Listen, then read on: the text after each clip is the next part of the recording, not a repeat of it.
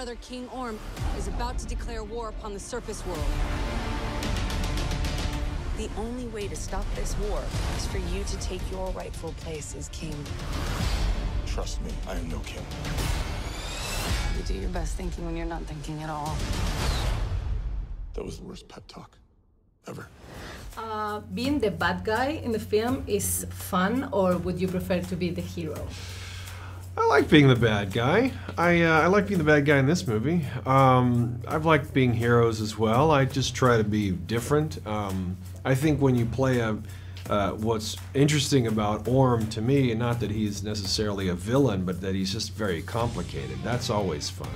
The worst part is when you have somebody that's just, you know, written very flat. That's boring. That guy's just boring. So I've played some boring heroes, some boring bad guys. This guy is complicated. One complicated part of this guy is that, you know, the movie at some point associates the problem with pollution with your character, that at some point is a bad guy. So what were your thoughts about that? Is this a good idea? Because... Well, I mean, look, it's not we're not making a documentary on plastics in the ocean, which everyone should see. That's a great documentary. I think the awareness of how the surface world has treated his oceans, I think, is valid and something very timely, and I think we need to deal with, and we should all be conscious of that. Yeah, that being said, he's a guy that wants to get a bunch of armies and go destroy the surface world. So, you know, then he's certainly a bad guy. But that's, it's fun to, as long as you start from a very real place, you can go as far as you want. So I just wanted to ground him in a very real, way, a very human emotion, even though he's Atlantean. You understand where he's coming from. And once you understand it, I don't care if you like me or hate me, but I think you'll care. And I think that's really the goal. And he has an evolution, so we're probably going to see more, and that's the thing. We'll see.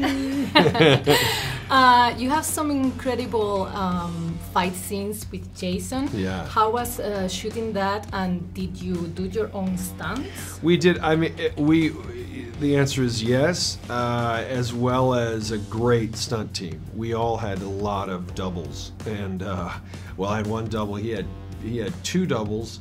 You know, stunt doubles. I mean, it's because you're dealing with very skilled work, and you know, these guys that can train for months on one specific wire gag, we'll call it.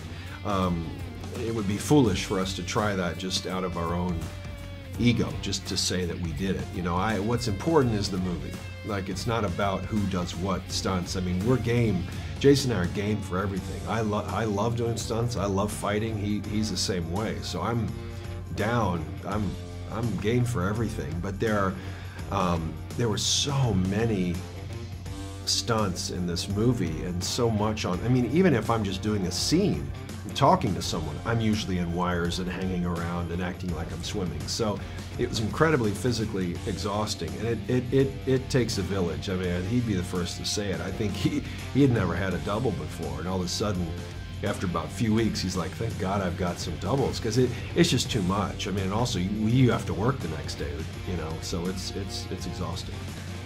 If you could be Ocean Master for real, what would you do with those powers?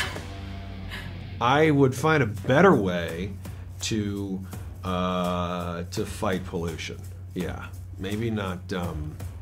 Although he seemed like he did just throw it all back on the sea. It was a statement. It was definitely a statement. I think if nobody can get hurt doing that, I think I'd do that. Just shove it all back. Say, deal with this. Stop shoving it out to sea. A war is coming to the surface. And I'm bringing the wrath of the seven seas with me.